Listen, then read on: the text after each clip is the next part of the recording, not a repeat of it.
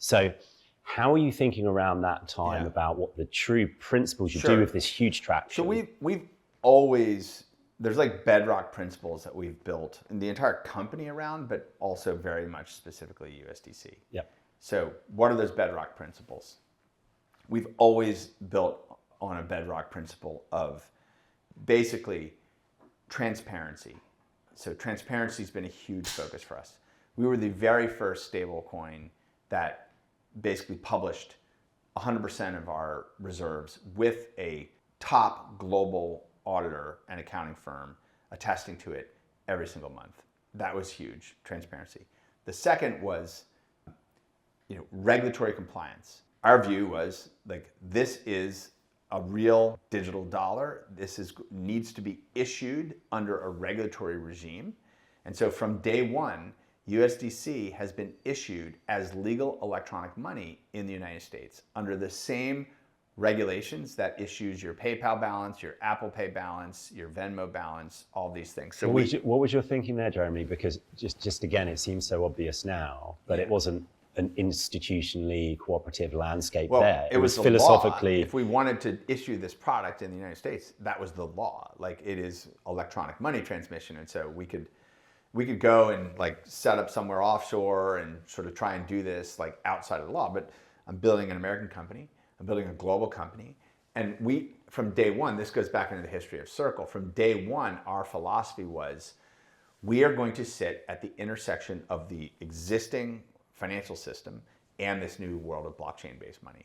And in order to do that, the US government provided law in March of 2013 by saying, if you are a firm that sits at the intersection of the banking system and virtual currencies, you are an electronic money transmitter, and you must have a federal registration with a full program around anti-money laundering, and you need to be licensed in every state that requires a license for this.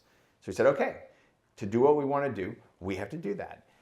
And so we were the very first company in crypto to be licensed from C to signing C. We were the very first company in crypto to get an EMI license in Europe. We were the very first crypto company to get what's called a BIT license in New York, which was the first crypto-specific licensing regime. We were the only company with BIT license for like a year before anyone else. We've always been regulatory first, walk in through the front door, make sure that we have good compliance, sound compliance. And by the way, in doing that, we're able to actually meet one of the other objectives, which is liquidity.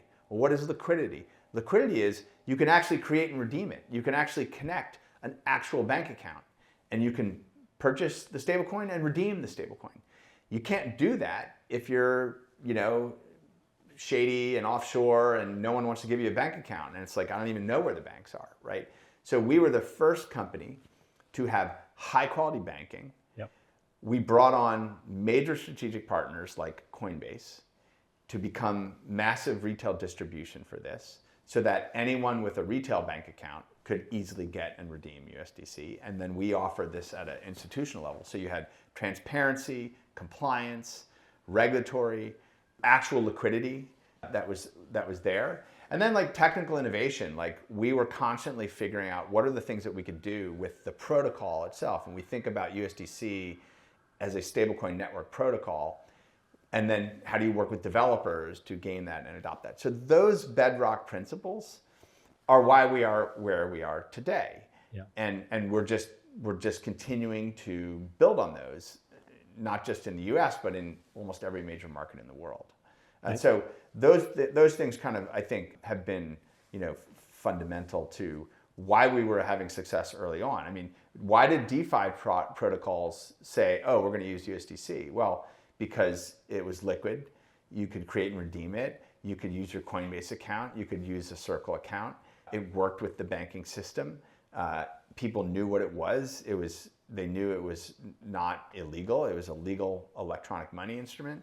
And they, had the transparency that we always provided. So it was trusted, right? So those were all really critical factors to why what we did took off more than others. Could you talk us through that point around liquidity, trust, and security from as technical perspective of it's secured in T-bills, for instance? Sure.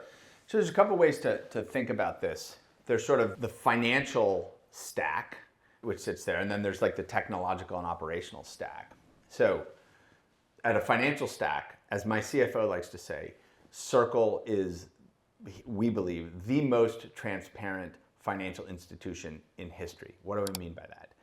If you look at a bank, if you look at an insurance company, if you look at many other types of financial institutions, they are not giving you real-time data on what's happening with their product or daily transparency into the fundamentals of the balance sheet of those products.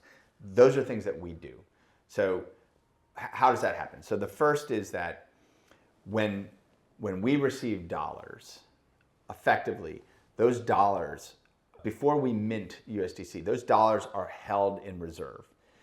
The reserve itself is in accounts that are by law segregated for the benefit of customers. We are required by law, and we have regulation around us that requires that these are segregated for the benefit of customers. We cannot issue that electronic money instrument until they are actually segregated. And that is under the title of those customers. So one, by law, by regulation, by supervision, but then in practice, right? So we put into reserve. So what is that reserve? So today, that reserve really consists of two parts. 90% of that reserve is in what's called the Circle Reserve Fund. Now, this is really important. We wanted to make sure that to the world, that everyone who wanted to know what USDC was could actually see it and see in a regulated vehicle exactly what the reserve was. So we built a partnership with the largest asset manager in the world, which is BlackRock. And we created something with them called the Circle Reserve Fund. The Circle Reserve Fund is essentially a government bond fund, a government money fund that solely exists to hold the reserves of USDC. It is issued and regulated. It is issued as a security and regulated by and supervised by the SEC. It has independent audit, independent board, and 100% of the assets in that are visible to you right now, and they're updated daily. If you do a search on the internet for USDXX, you will go to the BlackRock site and you can literally see every single T-bill, the amount, the purchase date, the maturity. You can see that every single T-bill matures in 90 days or less. So it's all the most liquid, like literally the most liquid price stable dollar assets in the world. And it's overnight treasury over collateralized repo with the biggest GSIBs in the world. So effectively also T-bill assets. And so you can see literally every single element of that. And anyone who understands market liquidity in financial assets will tell you if we needed to redeem 100% of that in 24 hours, we could do it. Okay, so that's really important. That's 90%. The other remaining approximately 10% typically is cash held almost entirely at several global systemically important banks. So banks that are deemed too big to fail. There's about 50 of them in the world. JP Morgan's. So we've talked about some of them publicly, but yes, these world-class global systemically important banks. And these are banks that are deemed too big to fail and effectively have the backstop of the government. And so what you end up with is a reserve, which is a cash equivalent reserve. It is this truly liquid asset. So that's what's there. And then we have kind of the pipes for institutions to be able to create and redeem that all around the world. So, and that's also because we're a regulated company. Banks and other regulators around the world are willing to allow us to operate in their market. So we're regulated in Singapore, we're regulated in Europe, we're building new distribution through regulatory partnerships in Japan. But effectively what that means is that institutions can onboard into Circle and create and redeem USDC within the Singapore banking system, within the Hong Kong banking system, within the Brazilian banking system, very soon in the Mexican banking system, obviously in the US banking system, and in the European banking system. So if you have a bank account in one of these places, or you're an institution in one of these places, you can create and redeem USDC. And all the funds flow into this reserve structure.